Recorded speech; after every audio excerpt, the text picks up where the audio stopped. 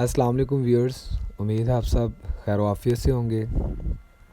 आज जो है चैप्टर नंबर 17 है बायोटेक्नोलॉजी, 10th क्लास की बायोलॉजी का। लेकिन इस चैप्टर के आगाज़ से पहले मैं बता दूं, जल्द मैं आपसे इंशाल्लाह ताला जल्द as soon as possible I will get time, I will manage as soon as possible मैं आपके साथ जो है बायोलॉजी की, फ़िज़िक्स की, केमिस्ट्री की और भी कुछ सब्जेक्ट की पेयरिंग स्कीम शेयर करूँगा।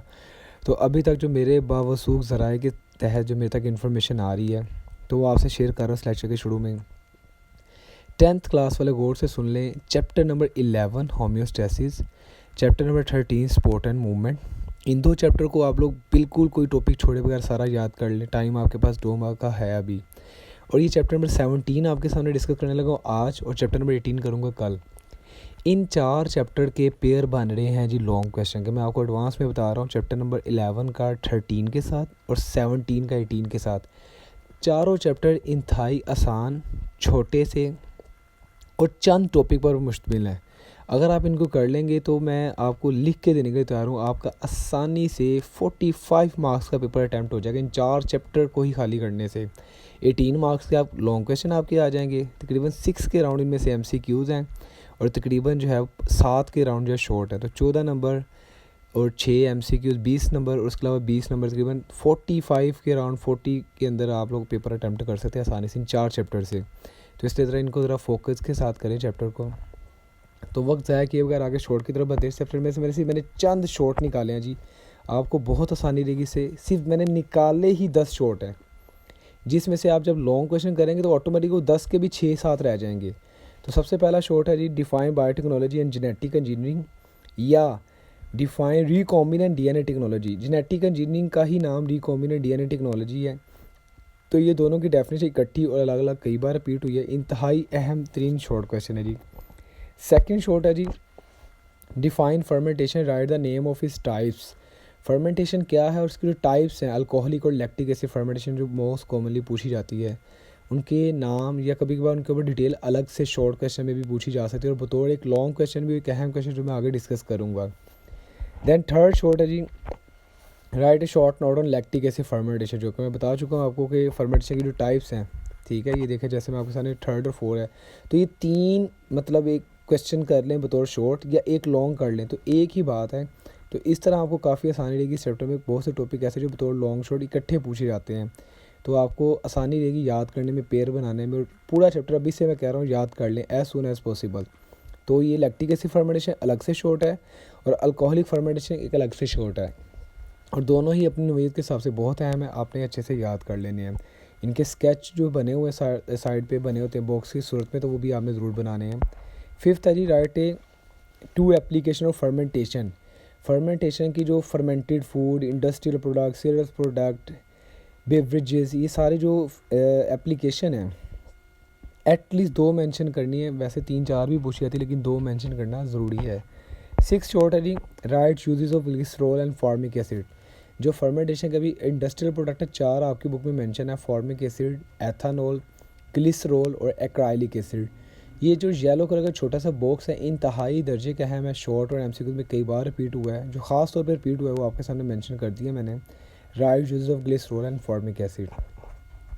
7th शॉर्ट है जी आगे, define fermenter, give its 2 ways, जिसकी 2 टाइप्स है। फर्मेंटर ये वर्ड है जी, डिवाइस जो है जो फर्मेंटेशन में इस्तेमाल होती है, और इसके 2 टाइप्स हैं या 2 वेज हैं, बैच और कॉन्टीन्यूस। वो नेम, और या इससे पूछा जाता है कि बैच फर्मेंटेशन क्या है या कॉन्टीन्यूस फर्मेंटेशन क्या है।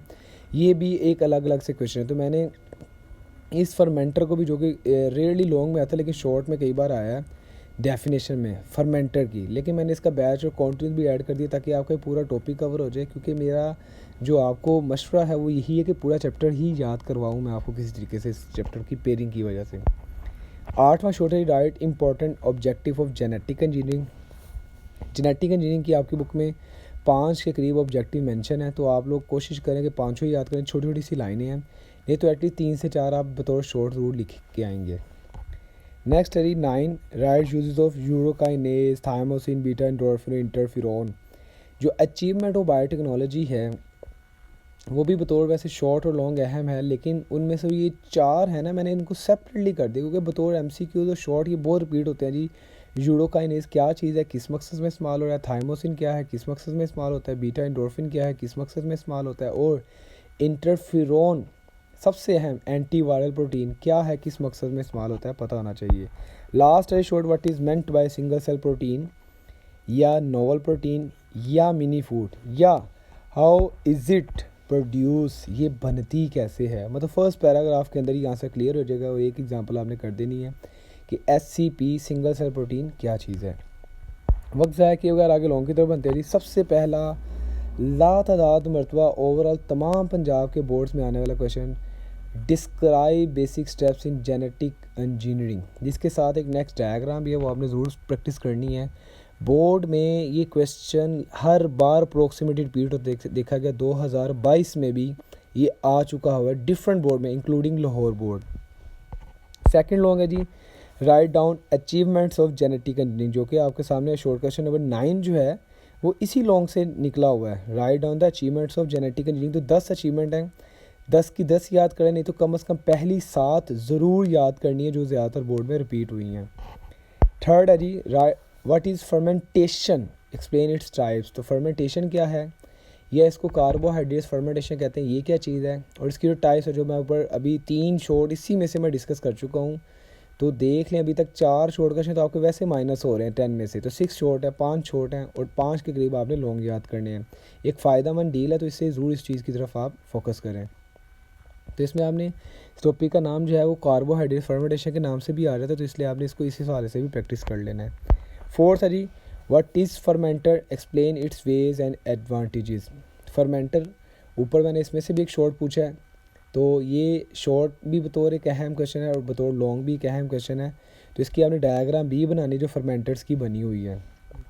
लास्ट लॉन्ग है जी, explain the scope and importance of biotechnology in the field of medicine, in the field of food and agriculture, तो ये एक बड़ा अहम क्वेश्चन है जी। इसका जो ख़ास तौर पे इंपॉर्टेंस पूछी गई मेडिसिन में और फूड और एग्रीकल्चर की फील्ड में, ये भी एक बहुत ज़्यादा बार रिपीट होने वाला लॉन्ग क्वेश्चन है। शॉर्ट में कम पूछा जाता है, ज़्यादा ये लॉन्ग में पूछा गया।